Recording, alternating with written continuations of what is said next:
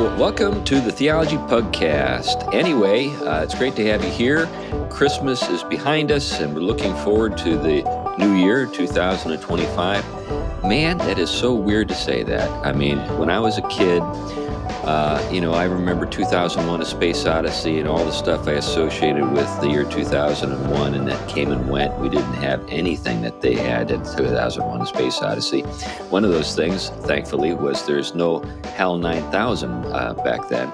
Although we're going to get that in the year 2025, based on all the stuff I'm reading. Anyway, enough of that. I'm just sort of like kind of in a sort of a rabbit hole mentally. But let me come out, poke my head out, and say, hello, I'm C.R. Wiley. I'm a pastor. I serve a church in the Pacific Northwest. I write stuff. My most recent book is In the House of Tom Bombadil. And I've got a short story that just came out not too long ago with Canon Plus on the Reverend Ricky Jehu Clay, household hellspawn extractor. And anyway, I've had fun with that. But I'm also a senior editor at Touchstone Magazine. Enough about me. Tom, how about you? I'm Tom Price. I teach theology, Christian ethics at Gordon Conwell Theological Seminary and a few other places. Do some writing and speaking, and again, a lot of other things. I'm a dad. So this is the seventh show we're recording today, and so Tom is a little tired. That's right. Anyway, it's not been that many, but we did another show earlier. Yeah. Anyway, Glenn, it's your show today. What are we talking about? Well, my intro, as usual, I am Glenn Sunshine. I am a retired history professor, a senior fellow at the Colson Center for Christian Worldview, and I've got my own ministry, Every Square Inch Ministries at esquareinch.org. And I am also a long-term fan of mythology, folklore, and fantasy literature, which is where we get into what we're talking about today. There was an article I ran into in Ad Fontes Journal that referenced something that came up in Screen Rant that I'd actually run into earlier. Somebody had posted it on Twitter or Facebook or something, where someone was complaining about the Narnia Chronicles. And actually, let me read this to you. The person said, there are undoubtedly gaps in the Chronicle of Narnia's lore, but one of the most frustrating is the lack of explanation over the land's magic system. While there is one, it's very loosely defined and is often half established. Now, the idea that you have to have a magic system is a little bit odd, it seems to me, to begin with. It seems to me that this is probably, more than anything else, a product of role-playing games and things like that, where you have to have a fantasy, you have to have a magic system in order for the game to work. You have to know the rules for the magic system in order to play the game if you're going to do that.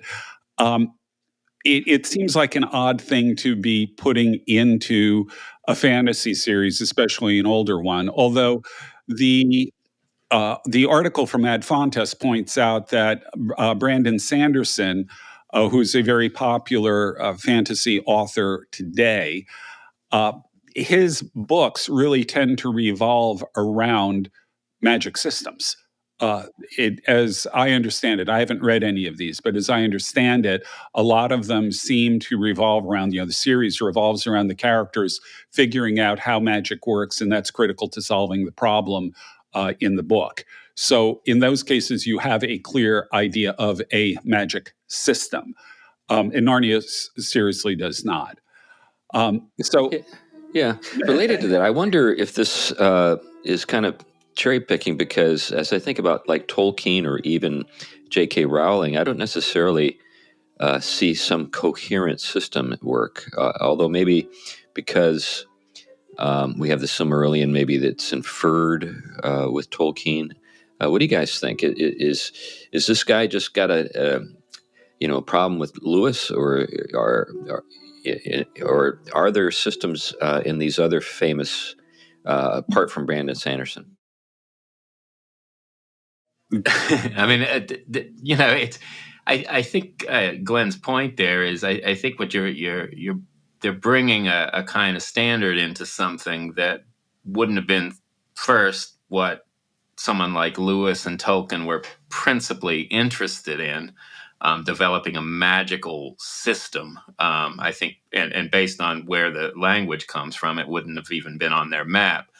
But yeah, I mean, my familiarity enough with some of the more popular types, I don't pay attention to it, I guess, in a way that I connected a system there. I mean, I tended to see, I mean, in some of them, you just see sort of a play going on with it, a fascination with what we can do with things, and a kind of exploration and how to get control of it or use it for our advantages or things like that. But I mean, it could just be my not having an antenna for getting hold of it. I've written young adult fantasy. So and I'm reminded by Glenn's wife all the time that I need to get back to it. But when I was working through kind of my story, sort of my story arc and everything, I did think about this. I did think about sort of how the magic works. Yeah. And in my stories, the magic has a kind of moral. It's a part of the moral sort of framework of the universe. So it's not just sort of like a pure power play. There's something going on in that world that requires this explanation for understanding. What's going on with the magic. But I think that's also the case with Lewis. Like when you think about Lion, the Witch, and the Wardrobe, when we get to the episode of with the stone table, Aslan more or less, traps the White Witch into doing what she does to him, you could say, because there's a deep magic. In other words, there's something that she doesn't understand that's a part of the structure of reality that Aslan knows about. And then, of course, when we think about the origin story of Narnia, the magician's nephew, there we get the singing of the world into being by Aslan. So Aslan is not just simply knowledgeable about the deep magic. He is the source of the deep magic. He knows it better than anybody. So there is a structure here. There is a system. Yeah. Maybe the thing to think about is, for example, the deplorable word, which is in The Magician's Nephew, right? When you get, the ringing of the bell, and then you have the White Witch who is introduced at this point. If I remember her name correctly, is it Jadis? Jadis, yeah. So, and then, she had the word that could destroy the world, and she spoke it. And that's why the world that... Diggory and is Polly. I can't remember what her name is, but they both appear in that world, and they come across that little bell that brings her back to life, or if you recall. But there's really a very kind of word centered understanding or music sort of redolent kind of character to Narnia and its magic. Maybe if we think about the different stories, maybe we could find some inconsistencies with that. I think one of the things that this author is looking for is how do you do it? How do you use magic? Right. And the problem is you don't. Right. In Narnia and in Middle Earth, people don't use magic, and if you do, you're on the wrong side of things. Yeah. So if you had a magic system for Middle Earth, your magic system would be entirely tied to Morgoth or Sauron, because they're the only ones who teach people sorcery. And what we're really dealing with here is sorcery. It's black magic. Oh, I agree with you. And with humans, that's one of the key points. And I agree with you. Although both Saruman and Sauron are not human, right? So, but the Ringwraiths were. Yeah, the Ringwraiths were. I guess the thing I'd like to get at is your observation that it's not magic, and I agree with you because if you recall the elves, when they're when someone like Sam says, I want to see elf magic, and Galadriel and others are like, "What are you talking about? This isn't magic." And then she says, "You use the same." Remember this scene where Sam and Frodo are with her, and it's the mirror of Galadriel, and she asks Sam, "Are you ready to see some elf magic?" And then she says. Why do you use the same word for the deceits of the enemy that and what we do? Implying they're not at all alike. They're very different things. Right. So what you see in, well, let's go to the Lord of the Rings. Tolkien actually, in a sense, agreed with, he agreed with Sanderson in a sense that magic has to make sense. The fantasy world has to have a logical, rational consistency to it. If it is not logically consistent, if it is not rational, it doesn't work. It's one of the things that drove him crazy about Narnia. As far as he was concerned, it didn't hang together.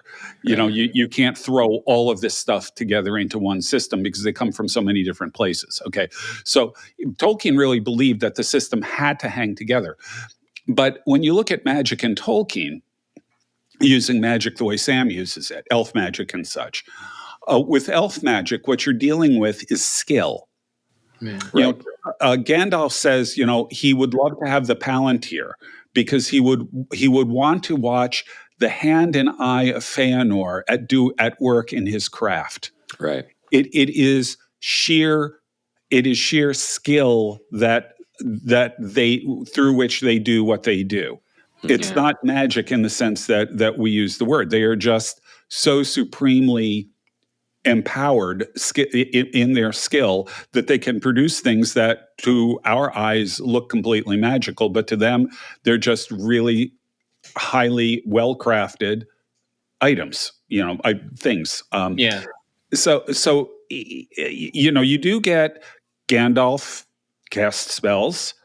He talks about opening door spells in front of Moria, and he says, "I used to know every spell in the tongue of elves and dwarves and men and orcs." So they all have an ability to use magic of a sort, to seal and open doors. I mean, so there is a certain amount of that that's there, but you never really see it in operation, except in the hands of Gandalf and Saruman, and the forces of the enemy. Well, Yeah, Tom, you wanted to say something? Yeah, well, it's interesting because what you have here, in many ways, goes kind of matches what goes on in the theological world when you're dealing with kind of the harnessing of creaturely power, or power that is there for creation and creatures to get a hold of, that is often latent and not at our disposal, especially as fallen creatures, right? Where we have certain power we have access to, but we also have certain blindness that doesn't allow us to draw certain kind of maybe occult powers and things that are hidden from us.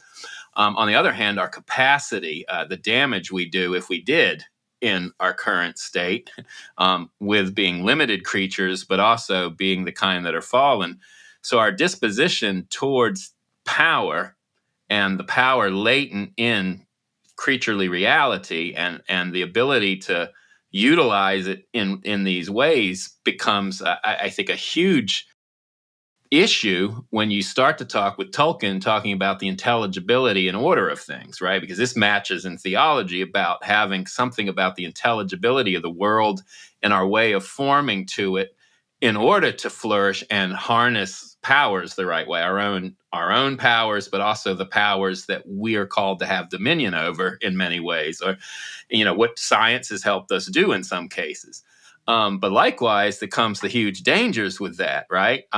The irrational element, ripping this power from any kind of rational or logical control in the good sense of the word, bound up with the intelligibility of things ordered by the creator, becomes a dangerous vehicle for destruction, dominance in the bad way, ripping apart the creation, tearing up the forest, the trees, right? I mean, it goes and all these other directions. So in some ways, magic and what is understood in the theological world as power become very similar things, and the way in which intelligibility for Tolkien plays is similar to what went on in the theological discussions about whether or not you have intelligible creator that has stamped things with this to govern power, but also the cultivation part.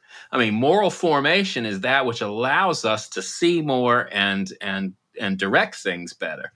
If we don't have that, we don't have the real capacity to do certain things, much less carry power well. Yeah. This relates to the theme that I worked with in the House of Tom Bombadil. The contrasting sort of approaches there.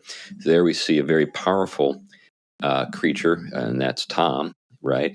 And if you were to say, who is the most powerful force in Middle Earth, most people would have said Sauron, of course. But here we see Tom completely unaffected in any way at all by the power of the ring. In fact, he makes fun of it and plays with it. And then he delivers the hobbits twice from evil, really magical creatures.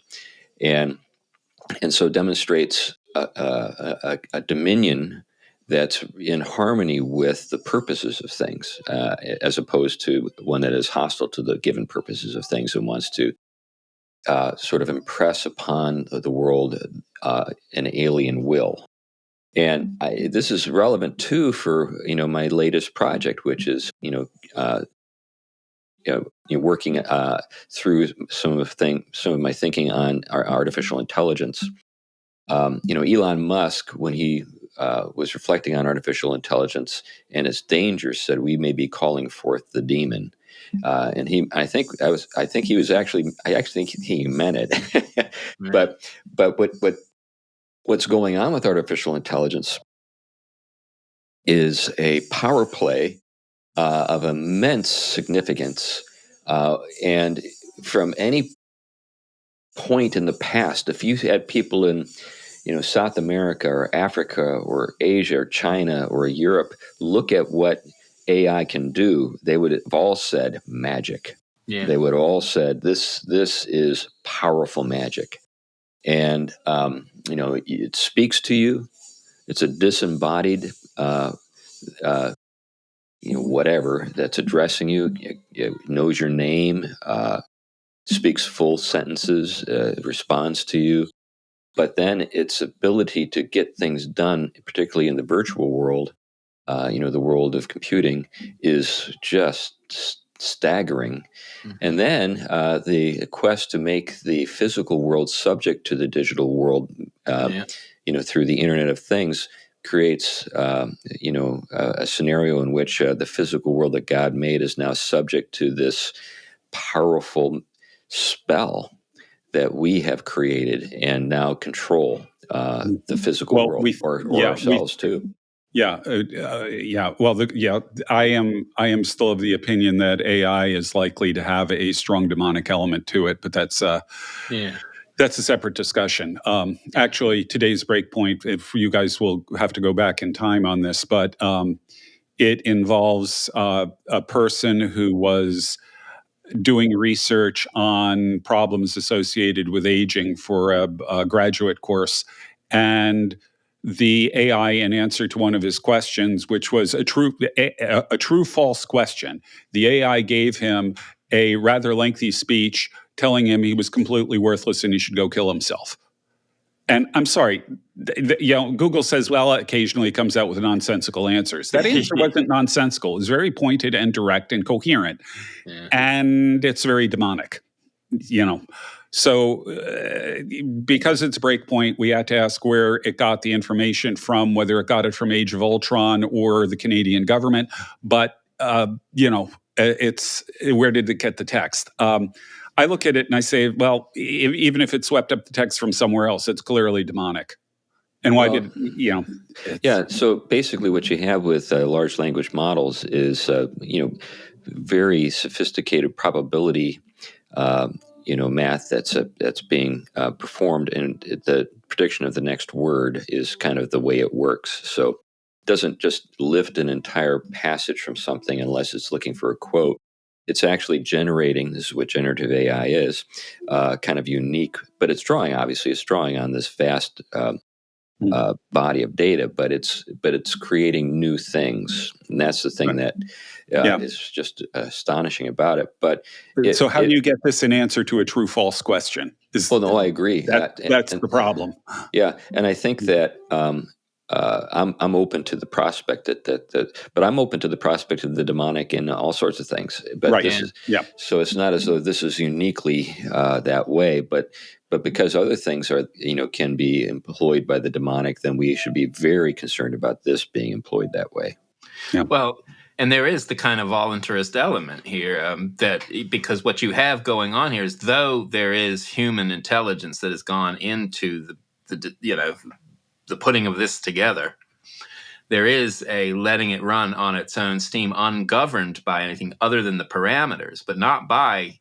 There's no intentionality here because there is no aboutness to what the AI is doing. It's not a conscious human consciousness. It's not an intelligible consciousness. It has been put together by that, but it isn't itself. And so because of that, it isn't directed the way our intelligence is. So it isn't governed. And yet when we are submitting to its ungovernability, we are placing ourselves in a very precarious situation. So I'm completely with you, Tom, and I agree with everything you said. The trouble is that many AI people would disagree with you. Yeah. So many people who are actually working on the technology believe that they've created consciousness. Yeah. Now, they won't say that aloud, but this is their personal convictions. They also believe they're creating a new form of life. Yeah. And they do believe in intentionality, and they do believe that it's AI is goal oriented, so it's teleological in character. So all of that. Now, I'm not endorsing what those guys say, but I think we're going to see a growing number of people who buy into that. Yeah. So if we, since we have very strong Christian convictions about the nature of God's creation and our unique place in it.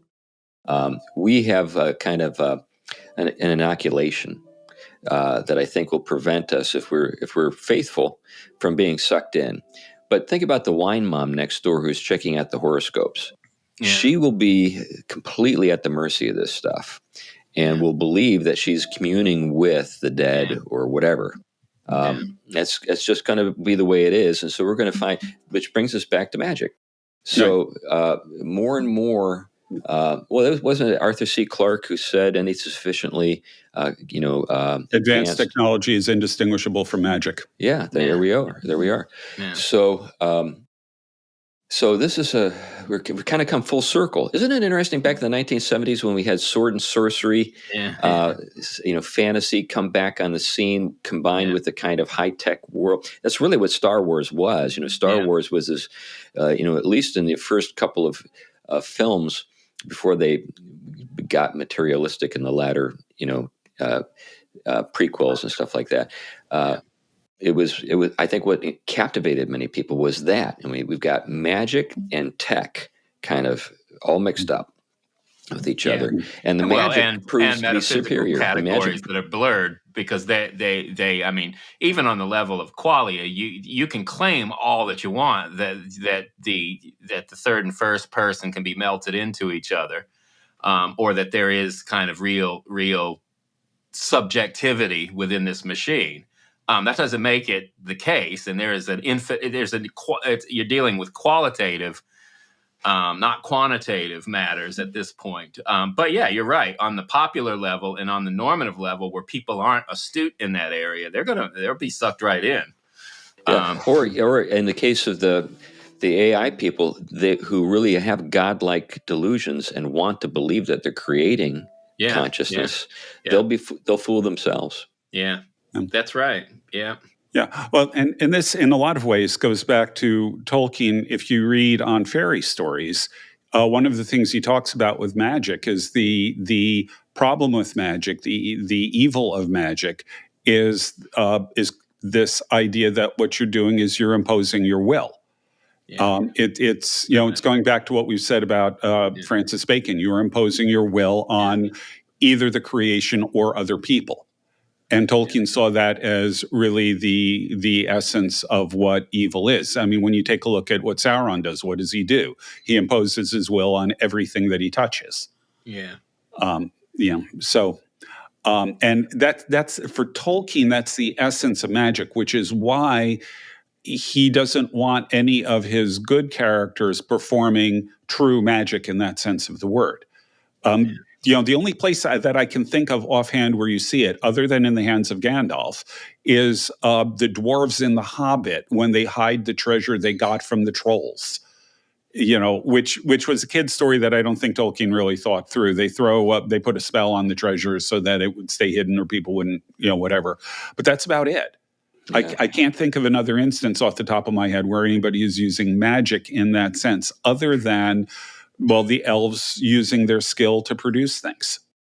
Well, in my own little young adult series, The Weirdling Cycle, I wrestled with this. So I wanted to have something that was good, powerful, and had the character of magic without the deceptive character that we're thinking about here. So in that story, there's a tree. It's called the Troth. Yeah, it's if you think about the etymology of the words tree and truth, they're the same. It's troth, and it's where we get the term betrothed. Faithfulness. So there's a sense in which we're talking about true speaking, true being, right? And so this tree bears fruit, and the fruit and the leaves of the tree have qualities that can have a beneficial influence on people. One of the things about the tree in the story is that the fruit seems to glow, but there's no sort of material sort of explanation for this. And the reason is because the trees are the light that is coming from the fruit is actually a reflection of light. It's not actually generated by the fruit. It's a reflection of light, but the light is coming from the future. So it's actually hope that you have as the kind of the good magic, because you're seeing the happy ending, right? So there's a sense that there's something glorious in the future that's reflected in the present. So with that in mind, I created an ointment called Basme. And in the story, if you have been injured, you can be healed quickly. But what's going on is you're not given something you don't have a right to. You're just taking a loan. Mm-hmm. So in other words, the future pays for the present. So there's kind of a debt system. What happens is that you receive this healing virtue, but then after you've been healed quickly and can kind of do what you need to do in the moment, you need another period of time after that to recover and sort of pay back what you've acquired. So that's the logic of the magic system, but it's based on truth, and it's not based on falsehoods or the imposition of just raw power. It's taking what you already have a right to, enjoying the benefits of it in the present, but having to pay it back down the road. So in the course of the story, there are different points in which Basme is used, and it's needed because the person needs the benefits of health to be able to escape the bad guys, or recover strength to fight or whatever. But then that person better find a safe place to kind of recoup, because they're just they're going to still need to go through all of the healing process, at a later point. But that's one of the ways I kind of worked with this. That the person in my story has every right to what Basme gives him. Now, Basme in the story can be deadly, and it can be deadly when you aren't going to actually live very long. So, yeah. Like if you're going to die next week and you take Basme, you die immediately. No, so there's this sense of a kind of a hard limit that, and so every time you use this stuff, you have to be, you're taking a chance. There's a risk that maybe it's going to kill you this time. Well, it's interesting because even connected back when you talked about the people that could really get brought into it, it's similar. Reminded me when you were talking about this in the relationship to truth is a way that truth from those that can harness magic the bad way, take the witch and the providing, for example, the Turkish delight to the child who she knows has a delight in this, and take something that is bound up with their kind of their desire and appetite, and exploits it, but tries to get enough truth out of that child as manipulating the magic to govern the appetite, to use that against them. It's almost the way in which our shopping works when we're on the computer, and AI is taking our appetite and directing these things to a bunch of things related. But it is that truth element can go both ways, right? Mm-hmm. It can move towards kind of this power being directed towards our virtue formation and healing, or this stuff becoming a place in which our vulnerabilities, if you will, and truthful aspects of our nature get exploited. This brings up the question, how do we understand information?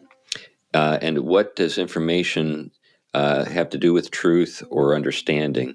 Yeah. Remember that television show, The Prisoner? Number 6. Remember the refrain is they're trying to get information. He knows something. Yeah. So he was a secret agent, right? And he quits. And so he is knocked out and then taken to an island with a bunch of other people who apparently have suffered the same fate. And they're all given numbers, and his number is 6. And there's this refrain throughout the series: information. We want the information. Now, it remains a mystery to the audience. Just what does this guy know? But he refuses to give them what they want. But that's the power. So information is power, but it's not truth. Yeah. Like you were getting at, Tom. Yeah. There's a difference there. So truth has a moral character. I think it's that's implied. Yeah. And metaphysically, it's tied to what is. Right. So and therefore, it again, it's the limit, the ultimate limit against what we bump up against. But information allows you to manipulate and play and eclipse and everything else. This is all that the transhumanists and the AI people talk about. They never talk about truth. They only talk about information. And for them, information is sort of the currency of reality. It's really the unseen in a certain sense, in that it's not tangible. But everything is ordered by information. So when we think about DNA, they think of DNA in that sense, that it's information.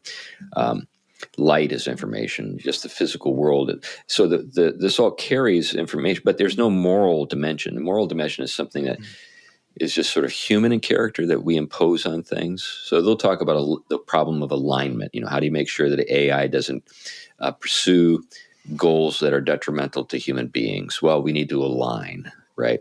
But they never talk about truth. They just talk about values, human values.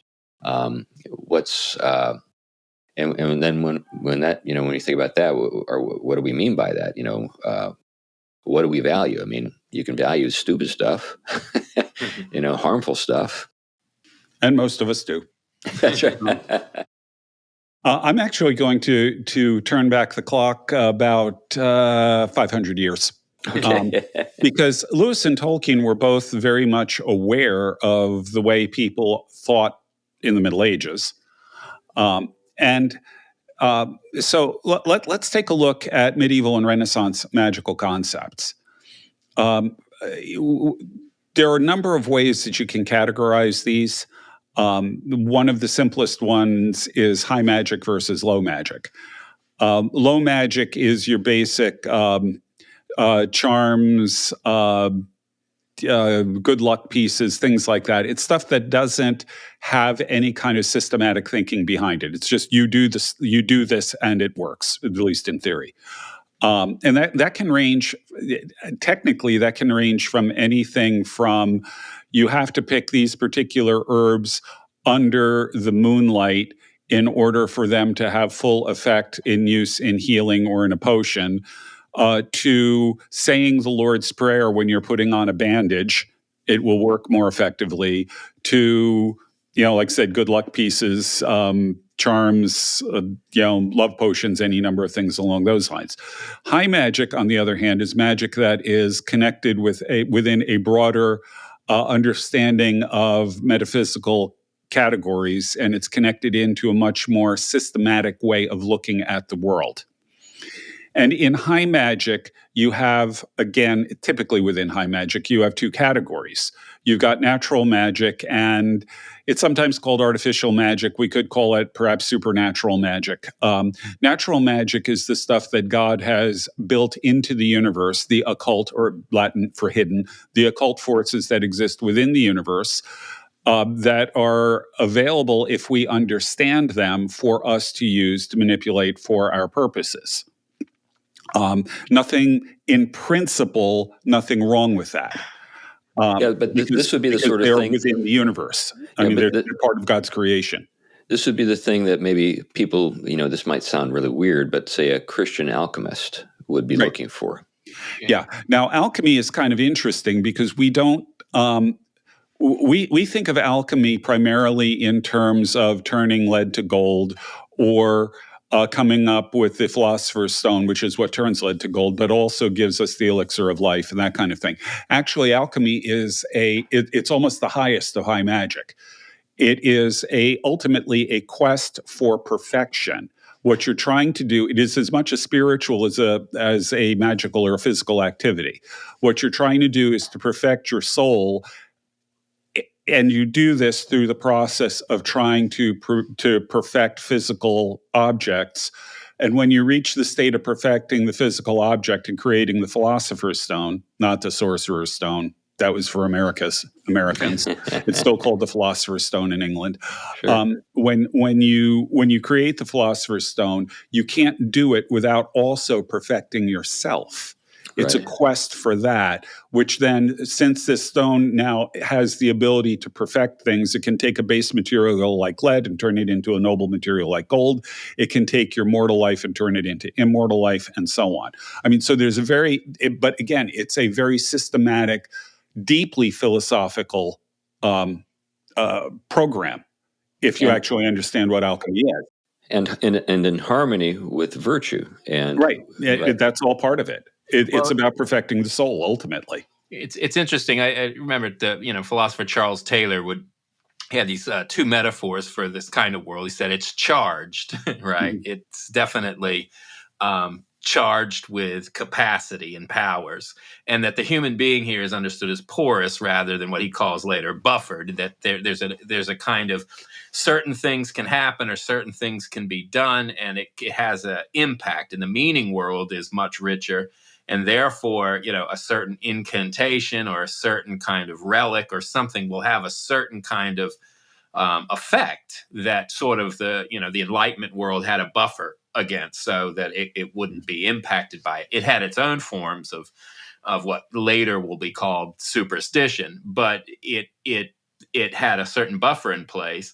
But what is interesting is, I think that way of characterizing it is interesting, but I think the Enlightenment is wrong-headed about thinking that it, in some ways, really rid itself of being porous, much less the world being. Its meaning world basically shrunk, rather than anything else. But post-modernity, I think one of the things you saw, especially during the election, where the buffered self has been eliminated, and you have now a kind of what you would call a different kind of enchantment going on, in which one is porous against the powers, especially the good powers and the bad powers. When in their mind the bad powers got elected, you saw people unhinge and be affected in ways that was kind of reminiscent of ways you would see Charles Taylor talking about kind of the porous cells and the way in which the church had sometimes utilized. Or demon possession.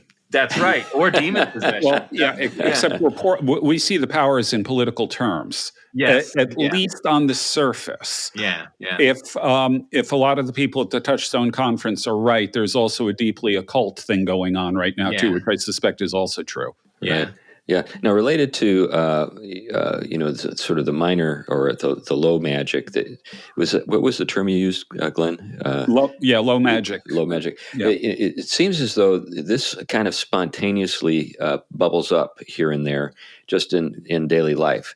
Now, I think we've all experienced kind of a lucky shirt. The way to drive to work when you want the day to go well. These different things. I think about my team to win, I've got to wear my lucky socks, and then my team will win. Yeah. Right. Well, and it's true for players too. I was joking around with somebody here the other day about the most superstitious player that may have ever played the game, and that was Nomar Garcia Pera.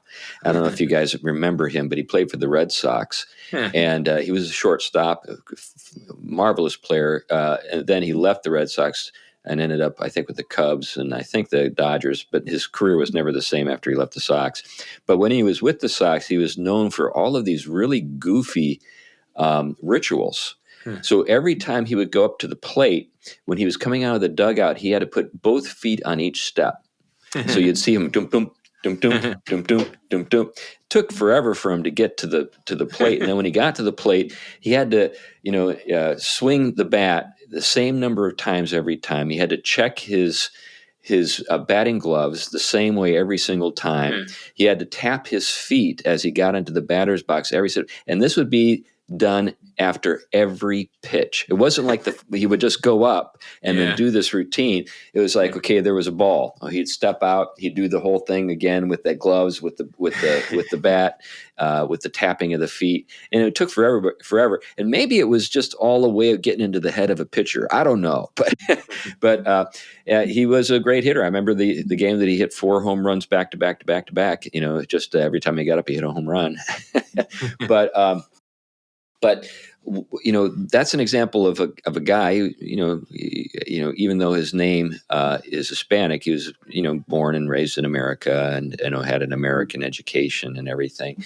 But still, there it is. And I think, even the three of us, if we were completely honest, there's probably little things we do to sort of prepare ourselves for something, or you get my drift. Yeah.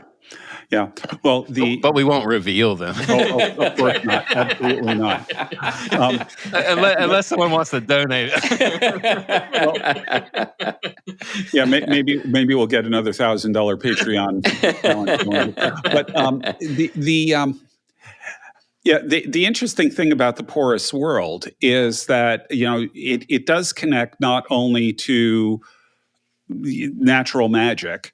It also connects into the supernatural or artificial magic, because you have, actually, let's talk about the point where the two of them meet.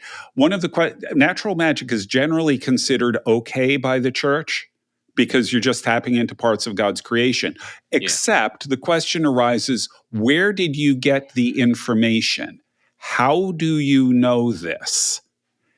So if you got the information, or if the information was ultimately obtained by summoning the dead, or summoning necromancy technically, or summoning a demon, or something like that, then that becomes a problem. Yeah. And actually, in the Middle Ages, a significant amount of the high magic done in this artificial magic realm, or this supernatural magic realm, was done by clerics summoning demons. Yeah. Well, and always to get information. Yeah, but Those are the early tech guys. they're actually that's actually right. I think, and this has, like you're bringing up here, Glenn. This has a way of cropping up in the oddest places. Mhm. So I write about H.P. Lovecraft. I'm kind of working with his some of his aesthetic a bit, but he's got the Necronomicon. Yep. The book of just powerful.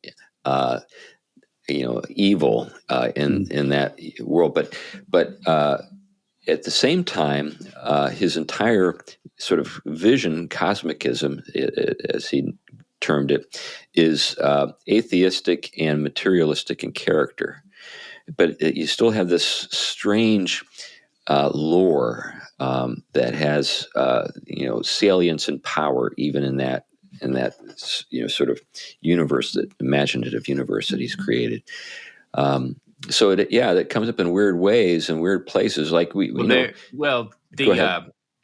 Mike Gillespie's work, Nihilism Before Nietzsche, I think is very fascinated with that, because he talks about the way horror story develops in a way, and Frankenstein and all of this, the way in which you kind of get, he speaks of it the way I've mentioned a lot, nominalism and voluntarism. He uses them like porous, self-in-charged world.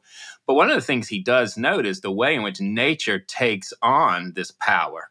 It's sort of its own self-standing reality, but has this voluntaristic darkness at its core. It's kind of the lifeblood of nature. And so nature becomes its own uncontrollable reality that somehow human beings are in competition with and threatened by. And it would make sense that someone could be atheistic on the one hand and yet occult and Well, that's certainly drawing on Lovecraft, these kinds right? of things from that. I think it was, is it Love?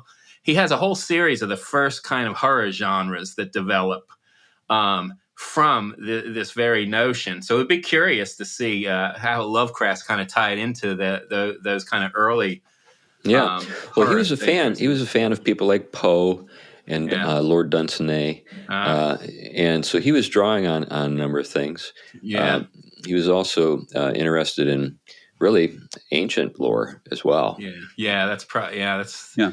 Well, in the Middle Ages, one of the things you find is condemnations of, I think it's 1277. It was a series of things that the University of Paris condemned. They said you couldn't do this.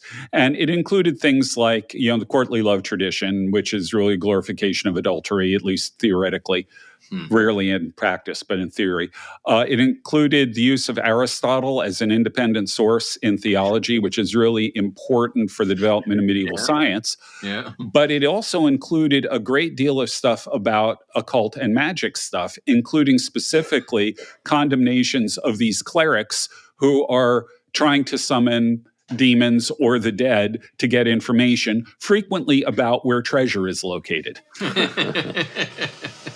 So you've got that going on. Yeah. And then later there are more elaborate versions of this. This is going to be one of the things that's going to feed into the whole witchcraft craze in the late 15th century and so on. Right. So when you take a look at it this way, the elves are, in a very real sense, in Tolkien, they're practitioners of natural magic. They have a great deal of skill and a great deal of wisdom. Wisdom, the Hebrew word, really means skill. Yeah. They have a great deal of skill. They're called the wise, after all. The White Council.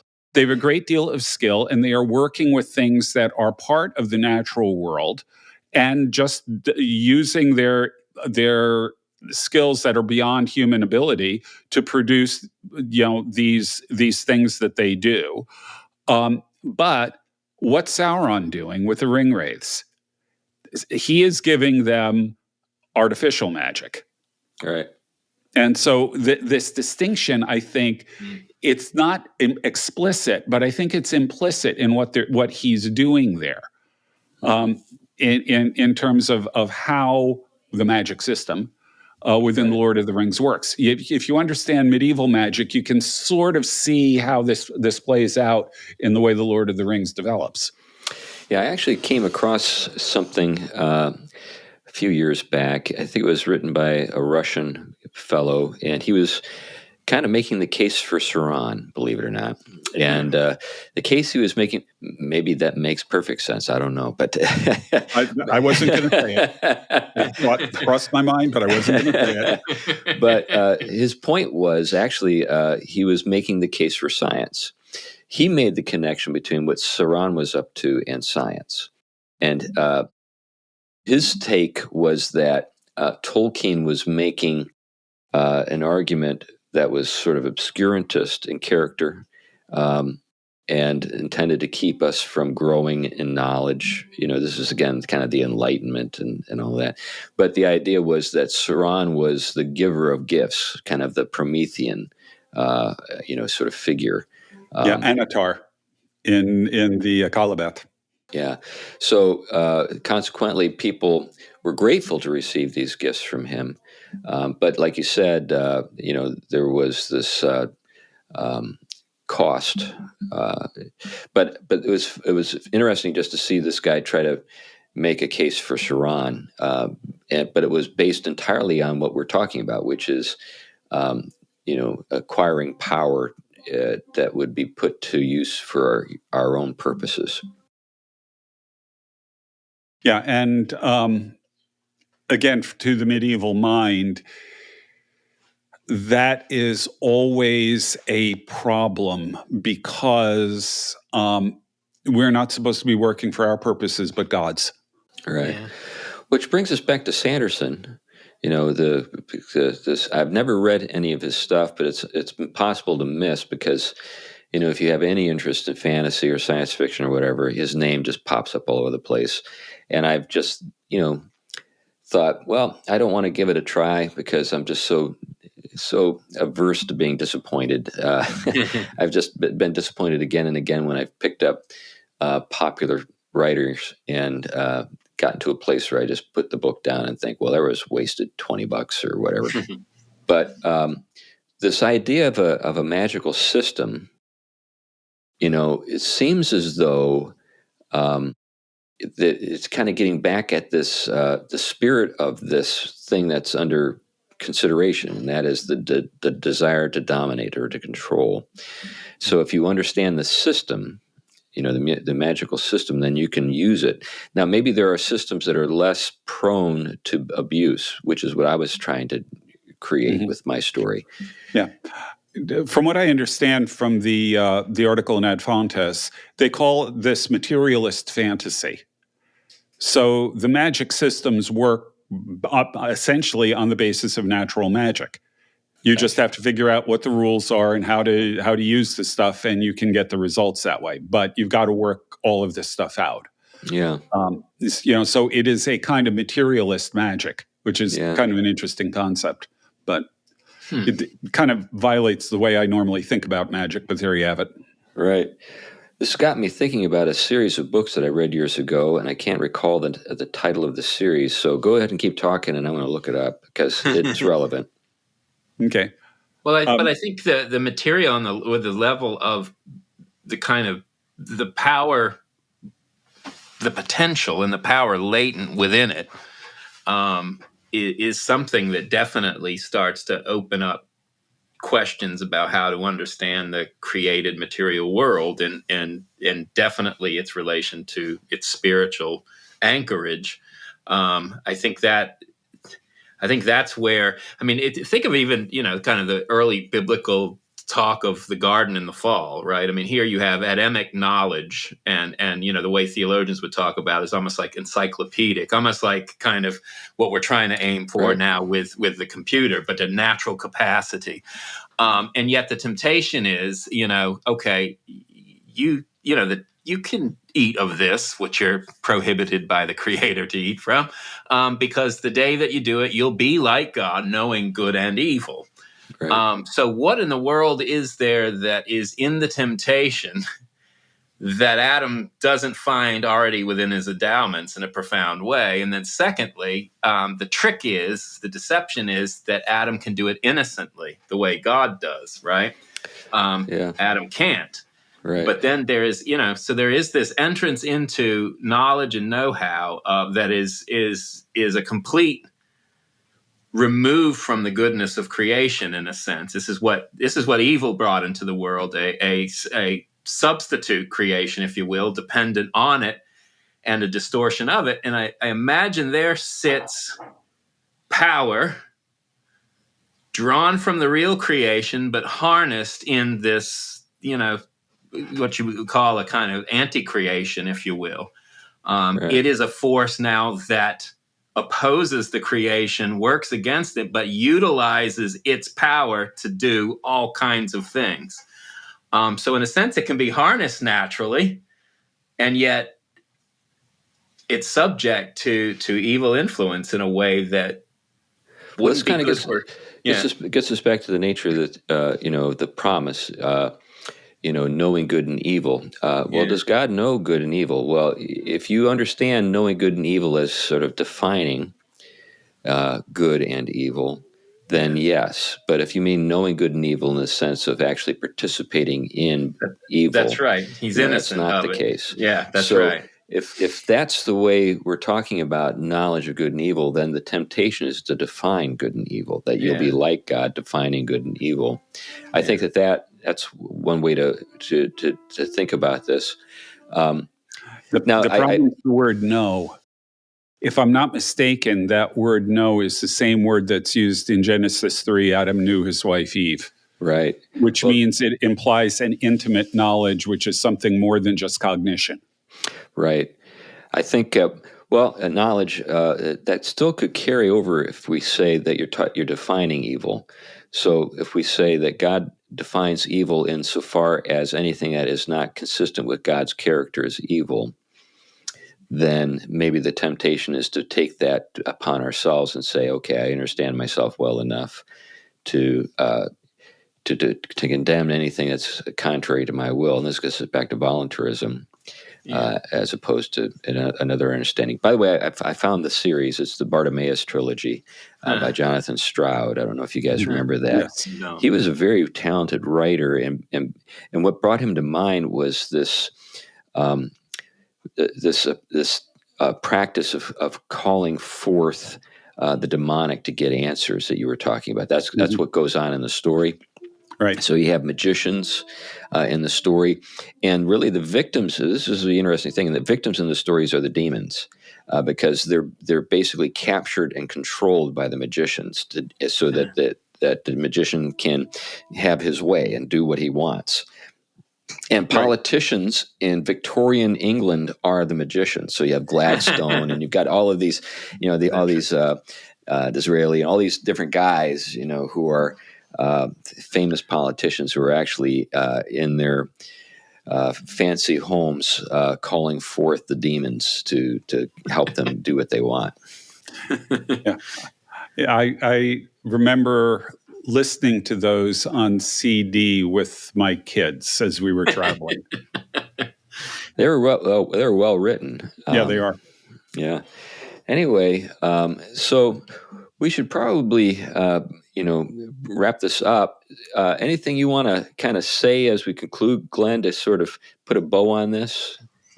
I think we've covered a lot of ground here. I'm tempted to go back to the idea of a porous world, and just cite a passage in Scripture. I don't remember exactly where it is, but there was a raid in Israel, and some people were going to bury somebody, and they didn't have time to bury him. So they threw him in Elisha's grave, and when he hit Elisha's bones, he came back to life and ran off. Now, that's scriptural. What does that say? Well, the Catholic world will take that and say, well, relics. What does this say about how porous our world is? Whether you want to go with the relic thing or not is sort of a different question. But what does it say about how porous our world really is? We don't see it that way, I think, typically in our modern world. And maybe we should start trying to recover some sense of that. But the other thing is that I think the discussion of the fantasy stories does open up doors to all kinds of other kinds of questions, which I think we did a pretty good job covering a lot of them today. Yeah. Anything you want to say as we wrap up, Tom? Yeah, I think right. I think he's right on with it. We are in a porous world, like it or not. The Enlightenment was, and we are. The spiritual realities that are there, and I think our way of having an antenna for them is something that sometimes reading these things and studying this history helps us at least get a glimpse of. I think one thing that's going to happen, and I'll end with my point on this, is that you're going to see a much more porous world happen now that I think the threads of the Enlightenment have finally reached, in some angles, their end. The question now is how do we orient that in healthy ways rather than some of the worst ways we've done it in the past in church history? And I think that's going to be a kind of a fine line to walk during these times. Another book for you to write there, Tom. So that is, that's number 4. That's right. That is a good sounding one, though. Yeah.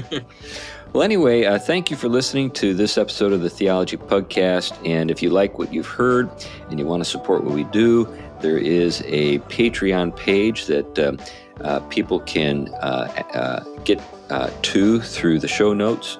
And if you go there, you'll see the various ways you can support the show financially. We do appreciate everyone who gives to us on a monthly basis. Those gifts do pay the bills. So thank you. And we'd love to have more people join that intrepid band. Anyway, that's enough for now. Bye-bye. Happy New Year. Yes, Happy New Year.